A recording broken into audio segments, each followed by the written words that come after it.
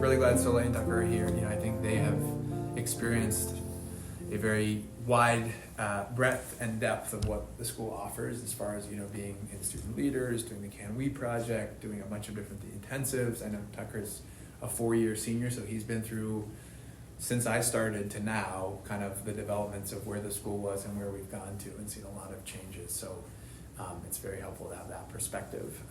And yeah, I think for me it's interesting to, what I was sharing with them about, where we are now is we have all the resources that we have purchased through these grants and things that we've made possible to have, the barn and the canoes and that kind of thing. And now how do we make the most of it with you all, and how do we make some programs that feel meaningful, sustainable, things that we want to keep going for the future. And so one part that I will say the goal for this year is to have a lot of student voice in some of the bigger decisions we're making around the 16 intensives that we've developed. Are those the right 16? Are there some that need to change? What are we going to do differently?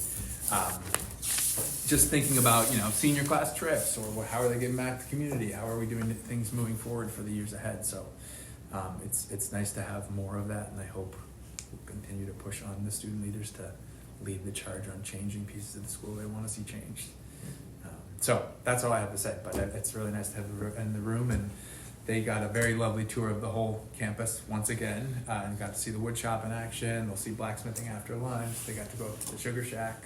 So you guys have seen the works. Mm-hmm. So I think at this point, I basically just wanted to have a chance for, and did you guys do your introduction? Did you just show who you are? We did it out in the hallway, but we can restate it. Yeah, why don't you go for that? Yeah. I'm Tucker. I'm a senior here at Maine's, and I'm also a student leader. Yeah, I'm Soleil. I'm a sophomore here. I think that's pretty much it. Yeah. And so on my end, I think I'm happy. I have some questions I'm happy to ask, but if you all wanted to start and I can fill in, or if there are, maybe one would be interesting for you guys to just share about how did you come to Maine's? That might be a nice starting point. You want me to start? Yeah, go ahead. How I came to Maine's? Well, my family's always had trouble with regular public schools. My brothers and me, we've had some learning disabilities running in our family, dysgraphia, dyscalculus. We're all colorblind as well. So we tried out public school. My mother didn't have a good experience, or my brothers as well. So we tried different things. She homeschooled us for a long time. She homeschooled me and most of my siblings till high school. And then my older brother, Kobe, he is the second youngest of the family, came to this school, and my mother loved it. It really opened him up. He used to be a little bit shy, but now he's outgoing. He really opened up. He was a student leader as well, and because of that, my mother thought it would be a good fit for me as well, and it was. I was also a bit shy of going to public school. I've been homeschooled most of my life. So she sent me here, freshman year, loved it. I've been working out in the fields, doing all the different things. I love just the hands-on, sort of just, I was diagnosed with ADHD when I was 8, so just having all this things that I can do really sort of just helped me learn, and it's been very good for me. I've been able to develop and learn and be able to talk to other people my age. So I tried out public middle school, and I knew I was really into the natural sciences from 5th grade on, and I tried out another charter school in Maine, but it was, again, really small, as most charter schools are, and then I was actually in my hometown when I saw the Maine's bus, and then I reached out with my mom, and I didn't know what it was about at all. I didn't do any research. I just knew, natural sciences is in the name, and that's something I'm really interested in. And then as my interest grew, I kept this high school in my mind until about end of 7th grade. And then I started to do more research, and I already had known that public school, they didn't feel like all the teachers were as connected to the students. With big classrooms, it tends to the attention goes to people who need, like, you know what I mean? Like the more demanding kids in the classroom. So I felt like I wasn't getting my needs met, and I felt that I was too behind to like catch up, if that makes sense. And I wasn't getting like a sit down, like, here, how can we help you with this? It just felt like I kind of knew that I had like a different learning style than most of the kids in the classroom did. And then I took a tour of this school, and I learned a little bit about their programs and like what they offer for kids who like prefer smaller classrooms or like to have one-on-one conversations with teachers like after class and not in a busy classroom. And then I kind of went into the school, like didn't really know what intensives were, and then I just kind of went with the flow, jumped in. It was a really welcoming school, so it helped me open up a lot because I feel like I was a pretty shy kid in middle school. But yeah. That's awesome. Nice job. I'm glad. I'm hoping the battery doesn't die and everything. Just saying. So how far away from campus do you guys live? Sorry. I live pretty far, actually. I live in Madison, so the bus ride every day is about an hour and 15. Okay. And you do take a bus? Yeah. Okay. Yeah, and I'll add just on the bus Yeah. routes. I drove one yesterday actually. We basically bus students in from anywhere up to, it's like an hour and a half-ish away from where we are. I mean, up to 2 hours, but mostly it's an hour to an hour and a half is the longest one. And all students have hubs that they can go to around Like a the area. bus pickup spot? Yep. Okay. Yep. So like I did one where there's a hub in Solon and there's a hub in Skowhegan, and so there's 3 different stops along one bus route where all the students get dropped off and picked up, and it's 4 days a week, 11 months a year. Okay. Sorry, but Tucker, Yeah. You sure? I live 7 minutes away from the school. 7 minutes. All right. I live on the Green Road. I have actually never. I'm not in the bus system here because I live 7 minutes away. My mother just drives me here. And She also happens to work she here. also My mother also works here. She didn't always work here. She would drop me off, and then I think around near the end of my sophomore year, she was offered a position to help in the the greenhouses, and then it eventually became a full-time position, and she's been working here, and she's still working here. That's awesome. She's the agricultural assistant of the greenhouses and runs our ag program. I actually just had a class with her. Yes. And that was a position through the RREV grant. Yes. We were able to bring Wow. Phyllis on she was volunteering initially, brought her on to be the ag assistant, and now is an ed tech with us that we've been able to rework the budget to fit that in. So having a full-time ag teacher has been super helpful for Yes. the school. It's also been very helpful for her. And for I'm her last son. She's homeschooled her 6 kids since she's been homeschooling us for like 30 years. So Wow. now that I'm her last one, she didn't really know what to do. So Found some more kids to Start start schooling some more. yeah, a couple of kids are she's like one of the kids in my advisory said she's like my school grandma. She is a grandmother, so. All right. But yeah, so I live very close. Okay. Nice. What intensives have you experienced, and what are some of the things that you've taken away from them? With me, I've experienced. Mind if I see the list? Yeah, absolutely. almost all. I've experienced all of them, but the survival and the next 3 because they haven't happened yet. Mm-hmm. The reason I hadn't done the survival is because survival was, as Evan said, I've been here when they've been doing a lot of things with the school. Survival wasn't an intensive until my sophomore year. So my sophomore year was when the survival intensive was created. So I wasn't able to participate in that one, but all of the rest up to ICE, which is the next one, I have done. And from a lot of them, I really pulled away just knowledge about the community around me. Because, a lot of them tie back to, things we've done in Maine. A lot of these things really just connect with, the Maine itself. Maple sugaring, farming. Maine was a large farming state.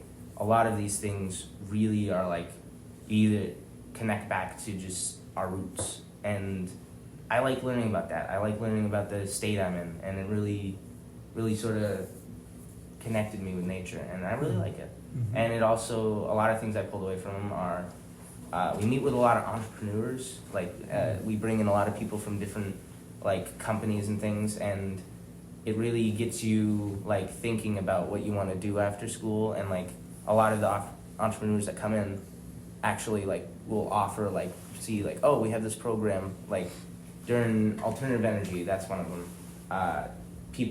Revision Energy, the people who put our solar panels on our roof, was like, yeah, we do solar panels, and also we offer this program where you can come join, and we like pay you to become a trained electrician, and once you get your certificate, you come work for us for a certain amount of years. And that was what sort of got me on, I might want to be an electrician.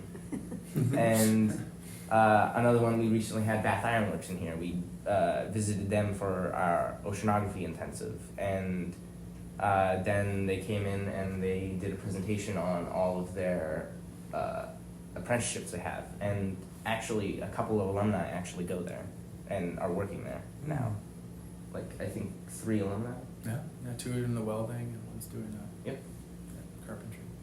So that's what I pull away. A lot of just experience and community. Yeah. Mm-hmm. Yeah, so I've experienced pretty much all the freshman one, and then just the first sophomore one, which was apples, which was actually really fun. But I would probably add on to say community. You really get to know both your classmates, your teachers on like a more personal level, and then also the topic that you're learning. Like we did survival last year, and we spent an overnight in Eustis, and it was, I mean, when you're hiking in like 2 feet of snow with all your classmates, it like definitely pulls you together. And then it also gives you like a really unique learning environment.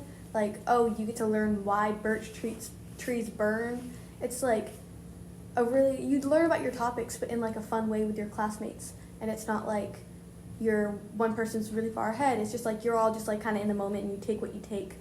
And yeah, I think mostly community though. You talked about the overnights. I know. So one of the things I will connect back to the REV is definitely a lot of that was made possible through some of the funds that the REV gave us. But could you share a little bit more about some of the overnights you've done that have felt? I know you said the survival one.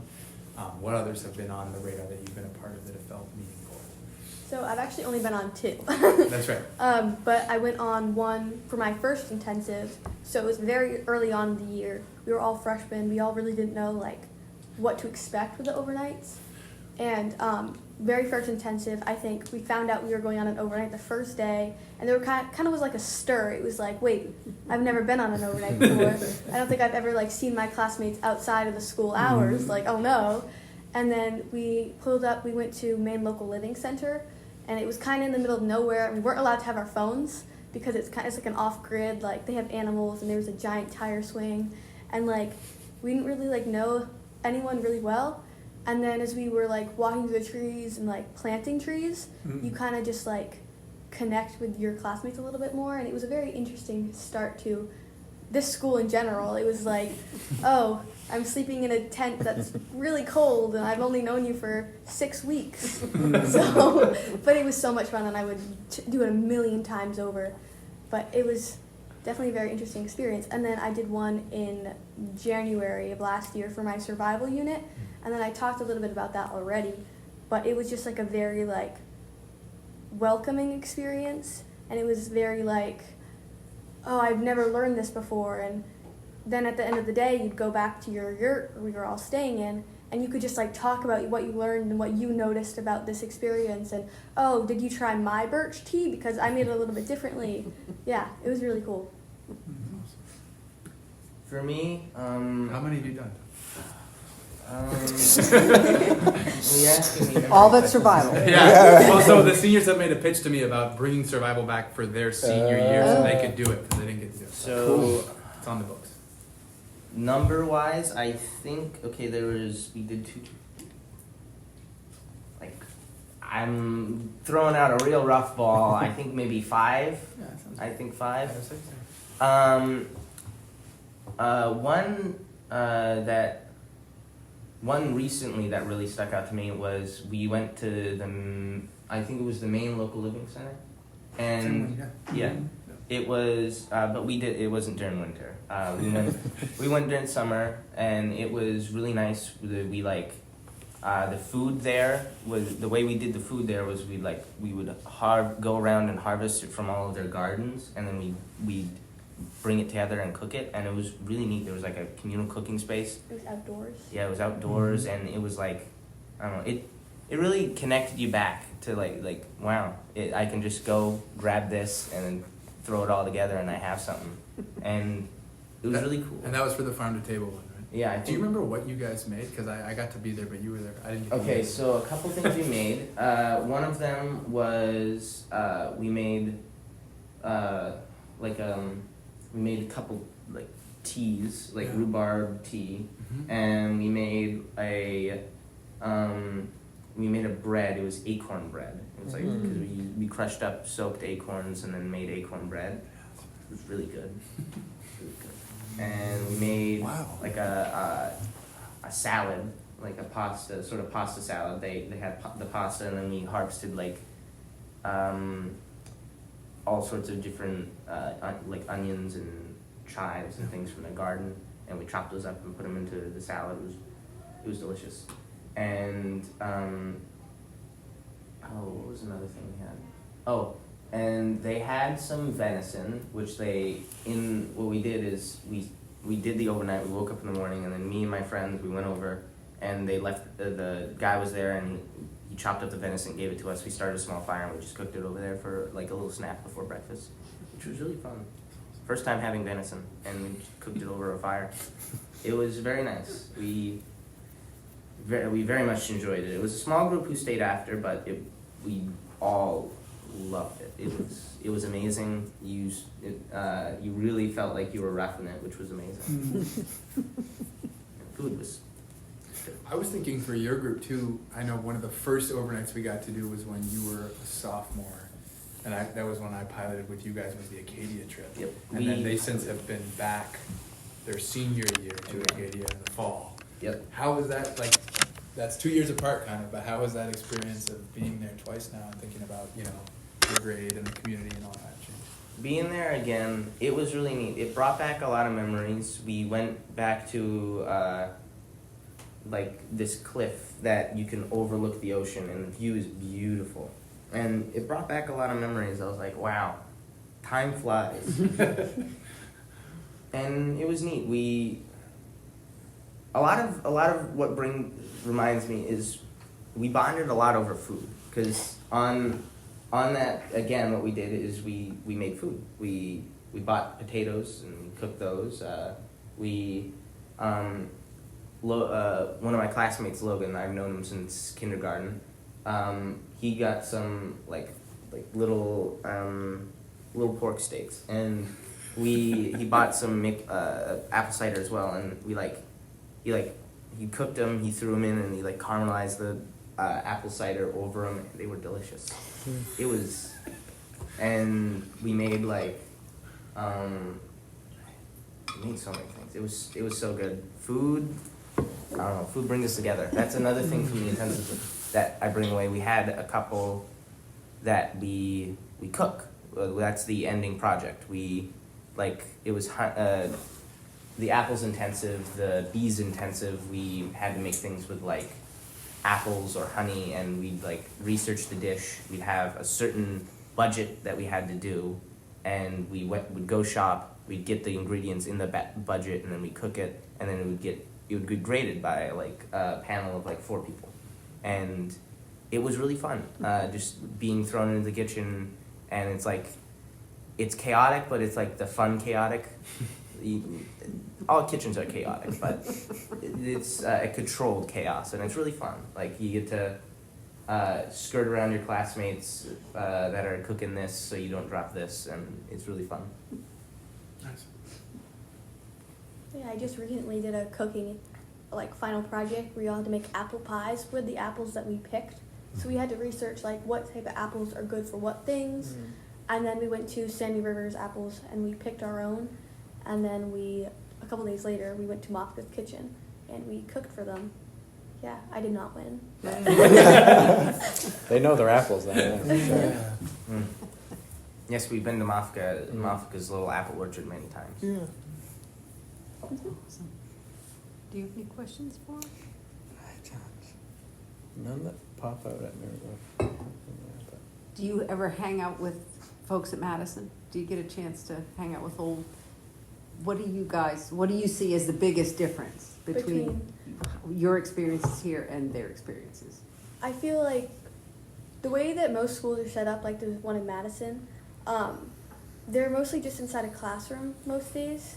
So when they do get to go out, it's like a once in a lifetime, like, oh, I get to go on a field trip to this museum. But I'm like, we have one across the street. You know what I mean? It's just like it's kind of like a shock when you're like, when I tell somebody like, oh yeah, I was with the chickens at school today. Or like, I went and collected eggs today. And they're like, what do you mean? Mm-hmm. And it's like, also our projects are very different from theirs are. So when I'm talking to them about like, oh, they're stressed because of their homework, but I don't have homework because they gave us class time to finish it, or because all the schoolwork I'm really excited to do, so I don't want to wait till I'm home, I just want to get it done now. And when they're stressed about like a project that they're doing or things like that, my projects are something that like, they're kind of customized to me. Like right now I'm doing an independent study, like reading project. We're all choosing a book and then we're going to create like a why you should read this book. But you get to choose your own book, and that was really cool. So I feel like when you don't really get to customize your classes and your like schedule to you, and you have like more room for like complaining. And I feel like that's what I hear a lot from my friends at Madison or other schools in general. It's just like, oh, I have to go to school, and I'm like, yeah, I get to go to school tomorrow. You know what I mean? So, I have to versus I get to. yeah. Interesting. And a quote. Yes. What have you done? Have you noticed Oh. a difference? I know you were homeschooled, so it's a little different, but But from peers that have been at other schools. versus- I still have a lot of knowledge on the subject. I have a lot of my friends went to a lot of different schools, and my family members as well. The smaller class size allows you to sort of just get more invested in the class, because when it's a larger class, like public schools, there's thousands of kids, and you feel sort of just like flying, like water in the ocean. You just no difference from anybody else, and that sort of just gets you uninterested. And it's like, then when you have a problem, it's like you're one of the 500 other kids that have the same problem, and they can only like cater to like 3 of you. But in this, it's like they can actually cater to you. You can actually sit down and actually get your problems done, which was a problem that my siblings ran into. My brother Miles, he had some dysgraphia, and he had a really hard time with like English, but no, he couldn't really get too much help. It was really, really hard for him, but he got through it the hard way, but he got through it. And my mother didn't really want that for me, so that's why she sent me here. And my brother Kobe had the same problem, and they were actually able to sit down with him and get him to be able to work through those problems and learn coping mechanisms. And just that's with me as well. Like I had a really hard time learning how to read. I didn't learn how to read until I was 12, so my writing skills didn't really match up. So when I came here, my teacher recognized that and sort of sat me down and gave me some tips. And now I'm not the best at writing, but I can write. I can write things that are legible and you understand what I'm trying to say. When before I couldn't spell wood. But And you're taking an AP course right now in English. Just to Yeah, put that on the table. Yeah, you're still I just pushing for it. yeah, I'm in an AP English course, which really surprised me. But yeah. I had a question, and you guys have kind of alluded to it, so I'm just reorganizing our thoughts. But how would you say outdoor learning, and that could be intensives or, you know, wood shop, blacksmithing. How has outdoor learning challenged you at our school and maybe shifted you? If there are things like pros, cons, things that you didn't think, like when you were saying you didn't really know what school's about, but natural science was here. How has outdoor learning impacted your trajectory as a student? I feel like having it be like hands-on, you know what I mean, and like going out, not learning and sitting in, being like, okay, different types of trees. Let me read this article. I get to go out with like a forester who like knows how to identify these trees and talk to them. And I feel like that's definitely like changed like how I look at like regular schoolwork now, because when I have the chance to go out and like learn about it, I know that reading one article, I'll get to learn about it like in real life too. So it's like, it definitely helps with like my ability to like sit in a classroom and be like, okay, well, I'm not always going to be doing this. I'll get to go out like tomorrow and do something cool. So I think it like, I don't know what I'm trying to get at here, but like it definitely like changed how I am able to like cope with like sitting in a classroom, I guess, if that makes sense. And like apply it to the real world, right? Like Yeah, it's not like I'm like learning about something that I'll probably never use again. It's like real world things like, oh, how do I start a fire on like 2 feet of ice? But like, I don't know, if I ever get lost in the woods, I'll be set. Yes. Hey, Don Fendler's made a lot of money off that. That ability and that storytelling. So. Yeah. For me, it's really, I've always had a bad memory, but I'm a visual learner, so with outdoor learning, it sort of helps me remember the things I'm learning because I associate it with the experience. Mm-hmm. So whenever I remember the experience, I remember the knowledge, and also it being hands-on, I get a lot of visual, like you could describe a tree, like down to the exact detail of what a tree looks to me, but it won't really click in my mind until I see the tree. And that's what it's like, a good combination. They explain to you they give you that description, and then they take you outside and be like, now this is what I just talked about. And then you're like, oh, everything just starts to click and connect, and then you're like, now I know. Yeah, and then eventually you can go out and you can find that tree by yourself. Yeah. Because you remember what it looks like, yeah. It's a lot of associating like the knowledge with experience, because like a lot of people when they graduate, it's like after a little bit they forget a lot of stuff. They only remember the stuff that they use daily. But when you have it associated with like a memory or an experience, you might not retain all of the exact knowledge, but you'll still retain a lot more than somebody who just read about it, because you'll be like, oh yeah, I remember how to tap this tree because I tapped this tree myself. I remember taking the drill, drilling only this much in, hammering the thing in, and then hanging the bucket. Whereas somebody was like, oh, I don't remember, I think you just like stab it and then it drips. But it's like, no, you can't just drill in. You have to drill in a certain amount, otherwise you'll hurt the tree. Yeah, positive experiences definitely help with like when you're learning about something. Mm. I feel like even people out of high school, when they're able to remember like, oh yeah, like I went out and tapped trees for a couple hours. Like I remember how I did that. So you're both going to graduate at some point. You a little more soon than you will. We hope. A little sooner than you will, yeah. I don't know, maybe. So you're going to go into a community where you're going to be a taxpayer and supporting a public school. How are you going to advocate for kids who learn like you, whether it be in a public school or in a different place? How are you going to make sure that other kids get these experiences, if you think it's important? What can you do? Ever Don't thought about it? I'm still thinking. That's a tough one. Sure. No, you have to answer it right now. You have no time to think.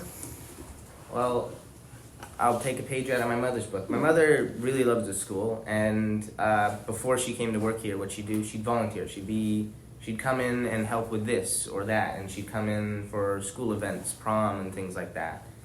So, like, I'll probably, when I get settled after high school, I'll probably come back here a lot and like try to help and offer my skills, and like since I'm gonna go into a trade, maybe come in and present like to other kids like maybe this is something you want to do after high school. But supporting them in what way I can, like if I run into extra money, maybe a donation here or there, buying some supplies the school might need, doing just things I might need. You heard it's on record. So Yeah. we can. Yeah. Yes. What school would you have gone to before you? Well, I'm giving you think time. Thank didn't realize. I'm pretty sure Fairfield Sending School is Lewiston. Or Lawrence. Lawrence. Yeah, I Lawrence. think Lawrence. Yeah. is Okay, right. so what if there are other kids? I mean, if you pay taxes and you're supporting Lawrence, not Means, your taxes go to support Lawrence. What can you do to make sure that other kids get this chance? The only reason I'm asking that, not as a trick question, but as the Maine Department of Education, with kids going to public school or public charter school as the primary way of educating Maine's youth, we need to hear from you what's going to make it better, and we need to hear from you when you're adults in the community to know how to better support kids who are just like you, but don't want to necessarily sit because you're not able to make some of those associations. So I'm asking you the question of how can you as an adult impact the next generation of kids and the next generation of thinking about how to better provide school to people like me. Can I just jump Yeah, in? please. One thing you've already done in this minute is just share your story. Like we're all sitting here like, oh my God. Like you sharing your story and the impact that it had on you is incredible. And we hope that you share it. We're thrilled that you're sharing it with us. Like we're learning a ton from you and from your experiences here. So sharing your story about like, this is what it is. You don't just drive by this building. Like here's what happens when you're there. That is huge. Like I get goosebumps thinking about and hearing the impact that it's had. So that alone, and that's why Elaine's recording this. So we're going to continue to share this. Like this is what public school can be. This is what learning can be like. Not just sitting at a desk and looking at a picture of a birch tree and seeing bullet points, but going out and burning it on ice. And Yeah. but just you telling the story is powerful, and hope we continue to do that. Yeah, I think I can begin to answer that one. I think I've had enough think time. But staying active, like Tucker said, and if I was like paying taxes for Madison School, I think if I end up with like super cool job that I'm super, super proud of, going to schools and like showing them that there are options, because if I didn't discover this school, I would probably still be in a school that wasn't the right fit for me. So I think showing kids that there are options and you don't have to just go to the next school in your school district or the college that's closest to you, and showing them if you find something that you're really, really interested in, that you should pursue that. You should like continue doing what you're doing, because I feel like if I didn't discover this school, I probably would have gone back to a school that wasn't the right fit for me and sit in that classroom, not know like how to tap maple trees or what apples or what. So I think just like if you get across to school that there are other things that like, if you're really interested in something, that you should do that, and it shouldn't just be like, and also you should speak out, and if something's not working for you in a classroom, that you should have the opportunity to be like, hey, can we sit down and can we talk with this without getting a negative response from anybody. Go ahead, Tucker.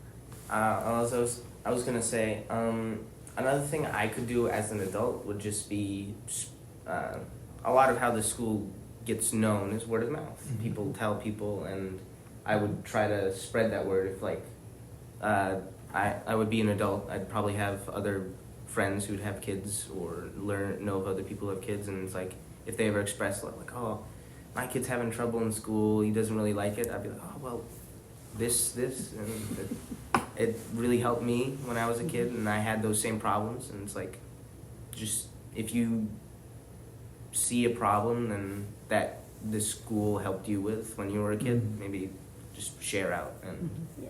also, I don't know too much, but if there's a board for like the school, and if you're paying taxes to it, you can be part of that. I heard something. Well, you can join the board. Yeah. You could be a member of the Or board. like, they sent out a thing. I don't know how schools work. That's okay, That's but fair. that's part of the question. It's not Yeah. a trick question, to be honest with you. It Yeah. really isn't. But it's when you go and live in a community, your taxes are gonna go for that wherever you Yeah. live. The taxes are gonna go for the public school. Mm-hmm. And then you've got Means, that's a charter school. But then you also have Everett, who's trying to do a cool program within a school that receives the taxes. And Lawrence was also a RREV awardee because they wanted to start making changes for some of their programming. Right. I've walked in recently to Madison's alternative ed program. So the question is, what I'm trying to get you to think about is what you said, advocate. You need to speak up for yourself, that it's not okay for you to feel like the school, you didn't fit there and you weren't welcome there. It's awesome that there are places like Means, but if Means didn't exist, how do you help a kid that is in Madison or at Lawrence to say, I need a different way to learn? Or maybe they can't get the bus to Means like you can. Maybe there's some reason that they can't come, but they're there in their high school and they learn differently. And so it's knowing how to advocate for and how to help other kids who are in those schools advocate for, this is how I learn best and this is the kind of experience. And so you're going to become an adult and there are still going to be kids that are like you. And so it's knowing how you can turn around and kind of pay it forward to those Yeah. kids. And it could be, we hope Means is happening. We hope Means is here and growing. But every town, every school, everything is a little different. And we hope Everett finds a way to get a really cool big program, not just 30 kids. Yeah.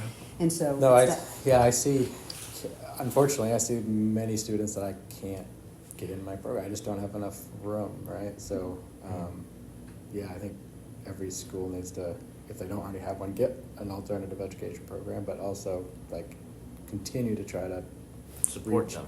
reach more students and get more staff and yeah, just the resources needed to grow those programs. Yeah. 'Cause- Even like putting in their minds, like you don't have to just stick with discomfort because it's easiest for other people. You really need to like do some internal digging and being like, okay, well, why isn't this working for me? How can I convey to the adults at my school that this isn't working for me? And how can we come up with a solution that this is what I need?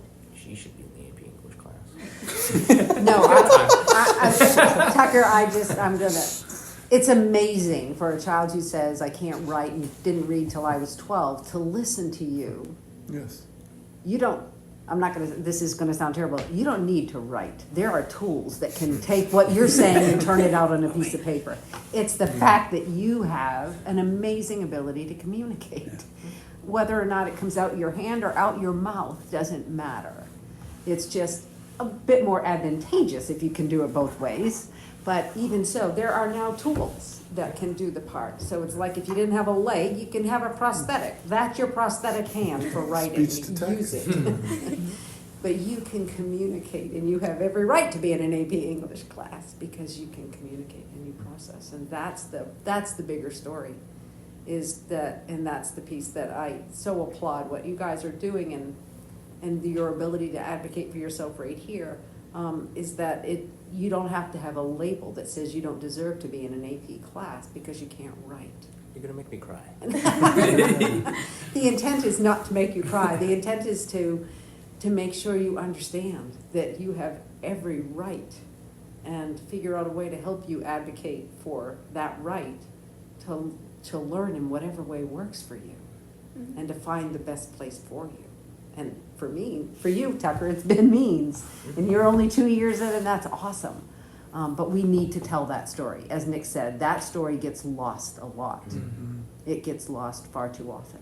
And there are a lot of kids that Everett sees and people see every day that are sitting feeling like That this they is don't the only belong. thing out Yes. there. Yes. And that's not okay. They don't have any other options. Yeah, and I was going to add to what Everett was saying. I think on the teaching side of it, what I notice the most is trusting teachers who are doing alternative approaches to meeting the students' needs, and not having top-down regulations that make people beholden to this is how you teach this textbook. It's like the word is out for students that most students do not like learning that way, and the RREV process and being able to offer alternative ways of learning, which has been a big part of my career. It's like putting the power back in the autonomy of teachers to say, I know this is going to work better for this group of students, or having an alt ed program like Everett's, like expand to a full high school and say, let's be an alt ed school, let's do, which I think is what we're trying to do. Exactly.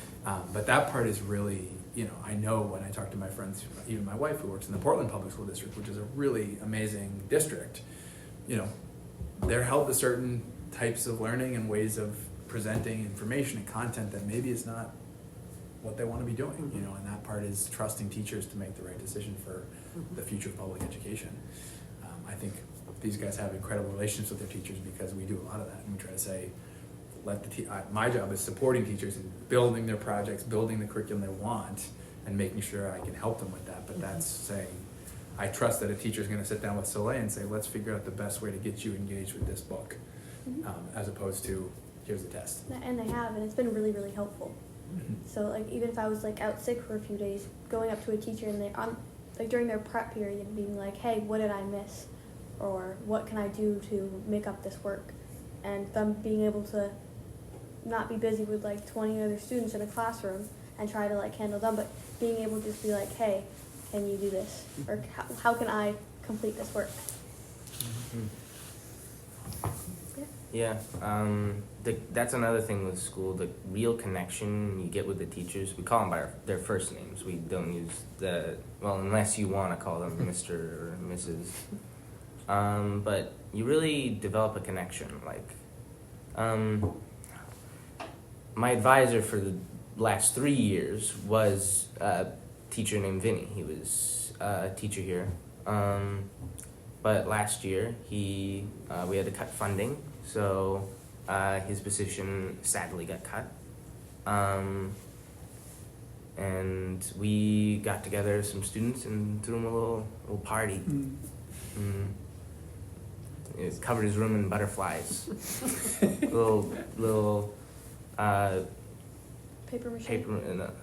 origami Very butterflies nice. that we've been making for a couple weeks. Yeah, and we still have them, Yes. and the balloons with the faces on them. Oh, wow.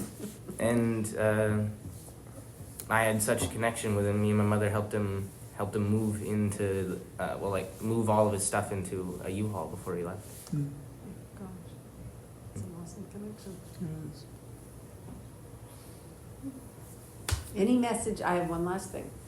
Any advice to the Maine Department of Education that you'd like to share for how we guide, think about, tell people who are making decisions about education? Oh goodness. I guess one that I've always there's more than one way to teach a student. Yeah. There's more than one. There's more than one way to teach a student. A lot of education nowadays, there's just this. They have this one way. Just you learn this, or you're just not gonna learn. But there's more than just that. Yeah, I agree with him. It's there are more than one ways, and then there are also ways that work better and some ways that don't. But it's very student specific. It's very what works for them and what doesn't. It's not one right way, one wrong way. It's also showing the students, because most students don't know that. Most students are well, what's wrong with me? Because all my friends are getting this text, but I'm not. So I think showing them different ways and letting them, okay, well, this works for me and this doesn't, is definitely something that needs to be passed on. Schools should cater to what is good for the students, not what's good for the school.